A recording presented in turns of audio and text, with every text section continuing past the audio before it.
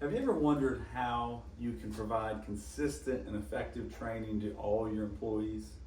Well, if you have, then this is the training for you.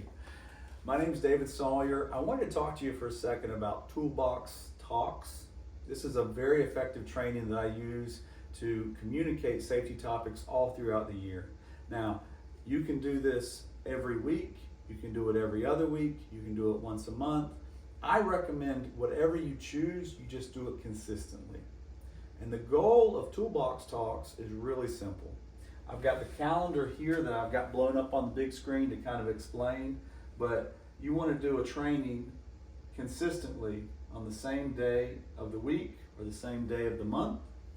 And you can see real clearly, you can put this up on the bulletin board, people know what's coming, they know, hey, we're going to be talking about hazard communication on the 1st.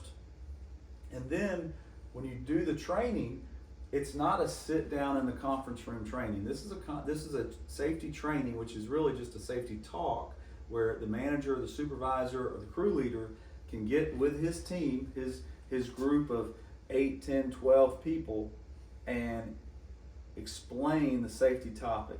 And it doesn't have to be complicated. It really is as simple as this. Hey guys, today I want to talk about hazard communication. Now, we got this safety talk. Hazard communication is all about chemical safety.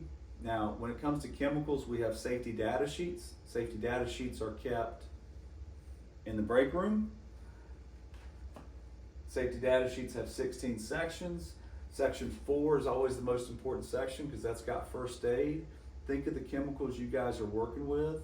This is where you might explain, hey, we got acetone, we're working with acetone, we want to make sure that we are wearing safety glasses, we want to make sure we're wearing the right kind of gloves, and it's important that we're labeling it. The GHS system is a system of labeling where they have pictures to show what the hazards are for the chemicals.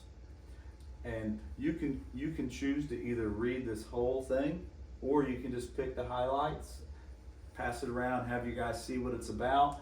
The goal is just to have the conversation going. Because what I've found is 9 times out of 10, people won't say anything. Every now and then you'll have somebody go, hey, where are the safety data sheets? What is this? What are we talking about? And then you can kind of explain, this is a information sheet that every chemical has, that if you want to know more about the chemicals you're working with, they're in this book. We use it to determine how to store it, what kind of PPE to wear, and you're just covering the topic in a real quick 5 to 7 minute conversation. Flip it over on the back, you got a training roster where your guys can sign and print their names. You as a trainer, the crew leader, the manager, you put your name and signature at the top. Don't forget to put the topic. Hopefully you print it out front to back, and you can do this pretty easy because you got this on one side, you flip it over, you got this on the back, but you want the topic, the date, the signatures. Then you can take this and you can turn it into safety, you can put it in a binder, you can keep it, and it counts as a training that you conducted with your people on chemical safety. Now, this does 2 things. Number 1, it starts the conversation with your guys in a very informal, easy way to talk about these matters. 2, if somebody gets hurt down the road, you have trained them on this information. They've seen it, they know about it, and they're aware of it. Or, hypothetically, you have an OSHA compliance guy come in and say, hey, Jimmy, where are the safety data sheets? They're in the break room because we talked about it last month. So, really simple way to do training. Again, you can do this every week, you can do it every month, however your company has it set up. But you can see here, protective equipment, same kind of thing. I'm just talking about it, just talking about it with my guys. I might be specific and ask them, hey, what kind of gloves are we wearing? Why do we wear these gloves? What are we protecting against? Feel free just to have that communication.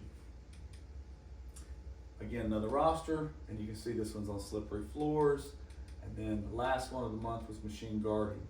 So this is a way to do really effective training, and it shouldn't take more 5-7 minutes a pop, and you're communicating with your guys. If you have any questions at all, don't hesitate to reach out to me. I'll be glad to help you. My name's David Sawyer. Help with OSHA is where you can find me if you have any questions. Thank you.